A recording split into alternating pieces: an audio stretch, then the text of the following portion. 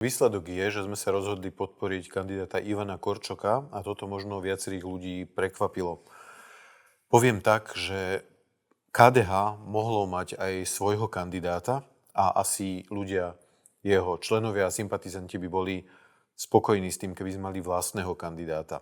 Ale ten čas na prípravu na prezidentské voľby bol príliš krátky. Tým, že sme mali predčasné parlamentné voľby, KDH dalo veľkú energiu práve týmto smerom, aby sme sa dostali naspäť do parlamentu, čo sa aj podarilo.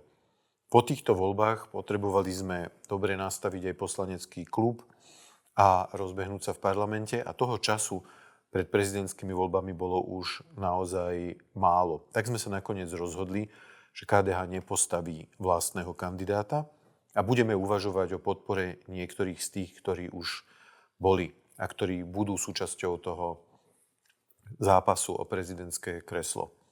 Spomedzi konzervatívnych kandidátov kandiduje aj Patrik Dubovský a môj prístup bol taký, že by sme mohli azda podporiť aj dvoch kandidátov, ktorí majú blízko, alebo najbližšie k našim hodnotám a pomenoval som aj jeho, Patrika Dubovského, aj Ivana Korčoka.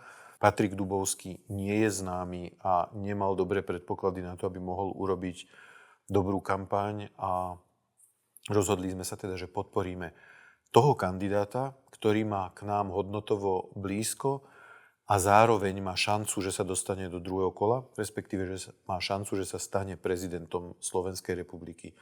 Preto sme sa rozhodli podporiť Ivana Korčoka. Sú výhrady, že je liberál. Nemyslím si, že je to tak.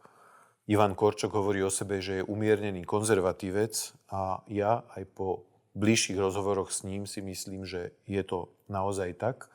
Je to veriaci kresťan, evanjelík a preto si myslíme, že z tej dvojice, ktorá má šancu sa dostať do druhého kola, čo je Ivan Korčok a Peter Pellegrini, jednoducho treba podporiť Ivana Korčoka, ktorý bude zárukou určitej vyváženosti v našej krajine. Nepôjde po ruke Robertovi Ficovi tak, ako jeho druhý protikandidát.